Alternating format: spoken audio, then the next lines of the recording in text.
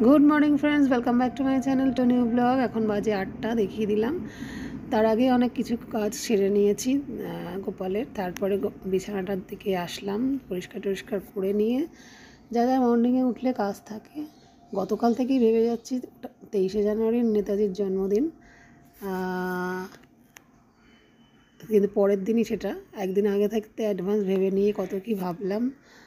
আর আমি কোথাও যাব, একটু বেশি দূরেই ভেবে ফেলেছিলাম। বেশি দূরে চলে গেলে দেখলাম না একদিনেই ফিরে আসতে হবে, যদি আটকে পড়ি বা কিছু, সেই জন্য আর গেলাম না। মানে ডায়মন্ড হারবার অব্দি চলে যাবো এরকম ভেবে নিয়েছিলাম, গঙ্গার পাড়ে। তো দেখলাম না, ছেলে যেতে পারবে না, ফাইনাল ইয়ার যেহেতু, দেখছেন বলছি প্রায় ব্লগে। তো ওই সেরে টেরে নিয়েও কোথাও যেতে পারলাম না, মনটা খারাপ লাগলো। কারণ মার বয়স হচ্ছে, সবসময় যেতে না, কথা দিয়েও কথা রাখতে পারা যায় না বয়সের সাথে সাথে। যেটা আমাদেরও বয়স হলে একদিন হবে, সেটা কথা নয়। তো 26শে জানুয়ারি লাস্ট ওইটুকু বাকি আছে। কারণ ওই দিনক্ষণ ভেবে নিলেই দুঃখ আর কি। নাহলে তো সবসময় বেড়ানো যায়, সেটা বড় কথা না। শীতের মরশুমে 26শে জানুয়ারি অবধি লাস্ট মনে হয় যেন একটু চলো, ঠান্ডা ঠান্ডা আমেজটা থাকে, এই আর কি। যাক, লাস্টে হস্তশিল্প মেলায় হলেও হয়তো 26শে জানুয়ারি বা তারপরে হলেও যাব। কিন্তু আজকে বেকার সব সকাল সকাল করে নিলাম, বলবো না, বেকার চাপে চাপে করাও হয়ে গেল। নাহলে তো সেই চলে 2টো অবধি, সব কিছু 2:45 অবধি, গোপালের সমস্ত কিছু নিয়ে আর কি। তাই হোক, দেখতে থাকুন আজকের সারাদিন।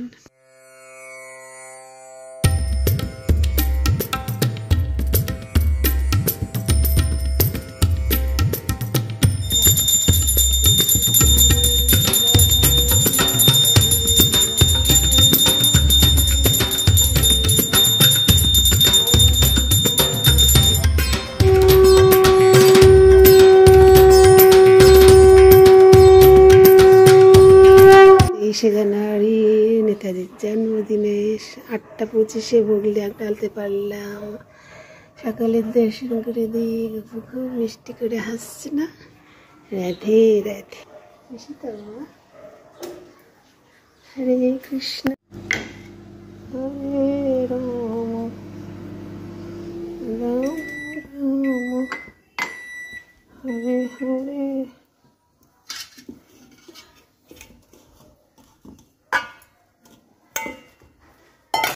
এই যে শুরুতেই বললাম না, কিছু কাজ বাজ সেরে এসে তারপর আমি বিছানাটা থেকে তুললাম।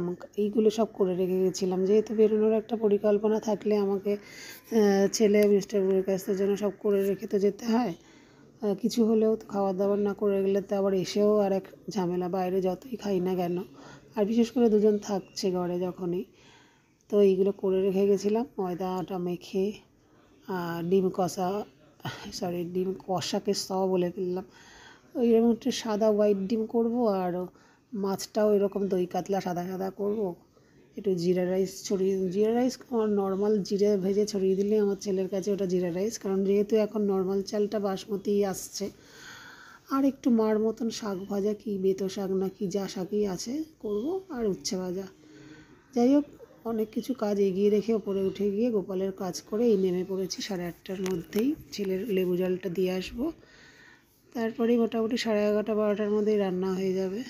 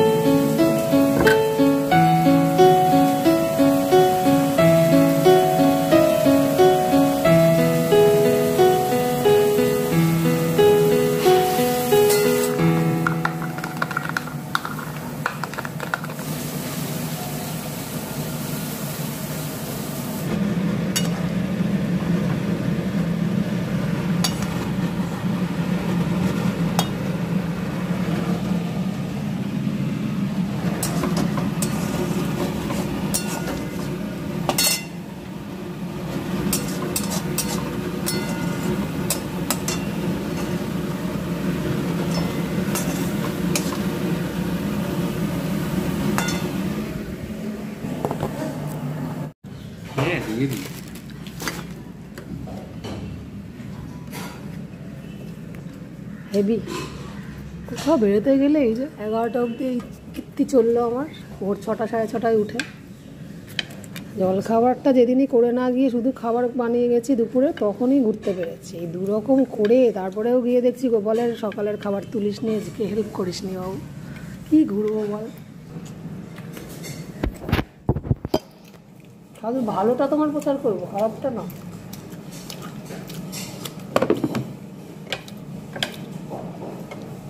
দিদা মাছ ডিমের এই কষা খাবে না,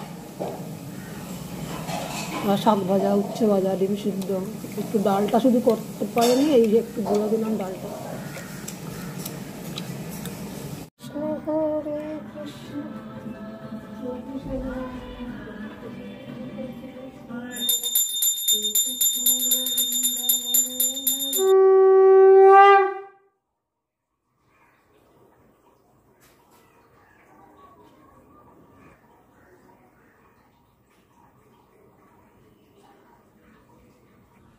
হরে কৃষ্ণ হরে কৃষ্ণ। কৃষ্ণর 1:25 ঘট লাগলো আজকে। বুধবারের দুপুরবেলার দর্শন করিয়ে দিই অন্নভোগের সময়। রাধে রাধে।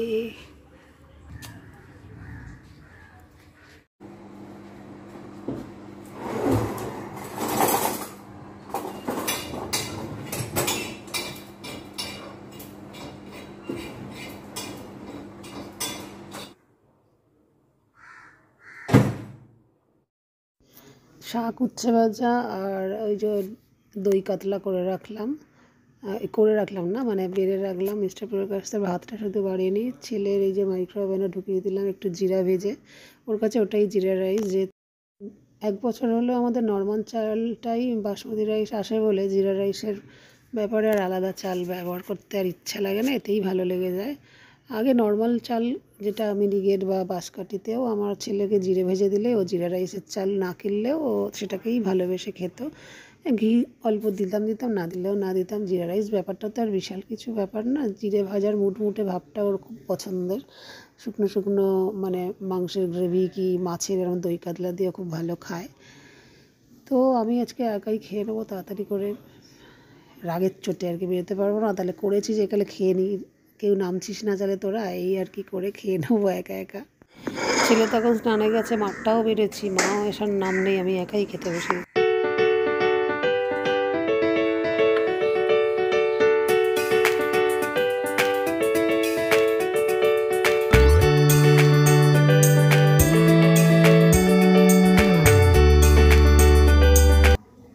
একটু ঠান্ডাটা একটু কম লাগছে, তো আমার ভোগ রেডি।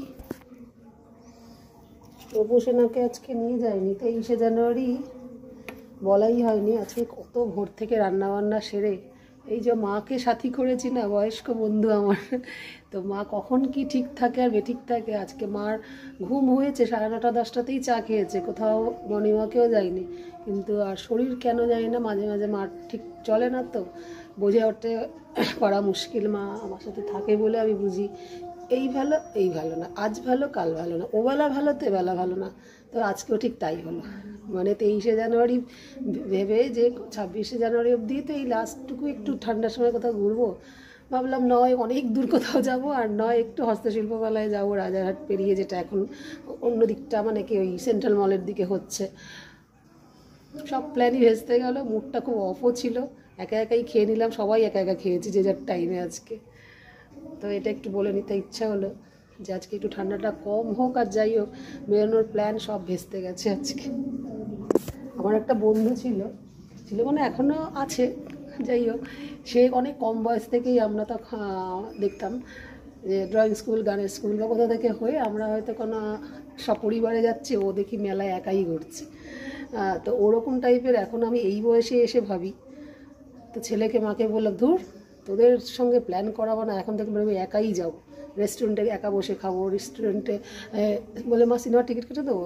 যে হঠাৎ করে প্ল্যান তো চাই যে কোন সিনেমা, এরকম একা না অভ্যেস করলে মার তো বয়স হয়ে গেছে না, আরও বাড়বে বই কম না, বৃদ্ধই হবে। তো আজকে সেই অভ্যেসটা করলেই খুব ভালো হতো। বিশেষ দিন 23শে জানুয়ারি দিয়ে, কিন্তু হলো না সেটা।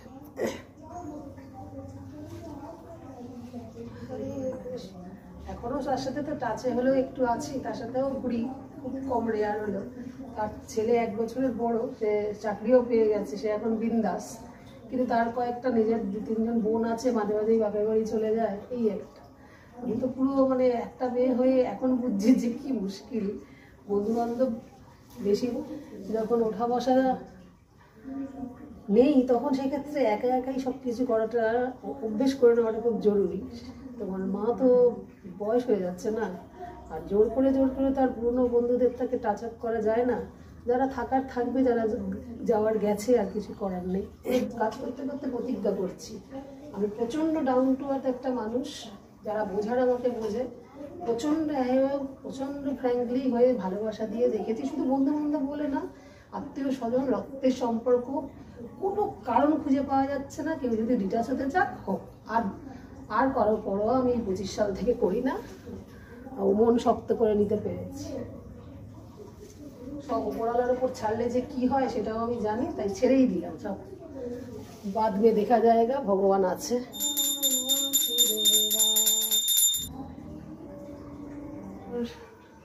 6:35 সন্ধ্যাবেলার ভোগ লাগলো। বৃহস্পতিবারের সন্ধ্যাবেলার দর্শন করিয়ে দিই। রাধে রাধে,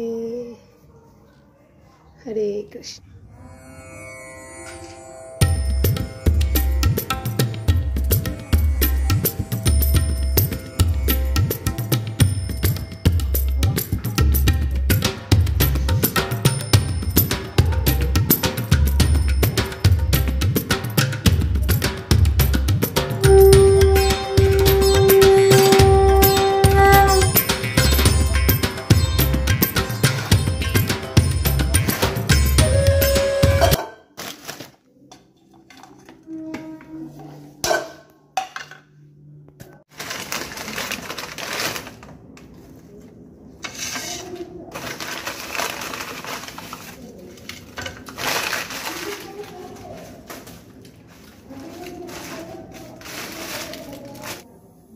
গলা পরে মিষ্টান পুরো কাজটা কপালে থাকে না, যখন থাকে দিই।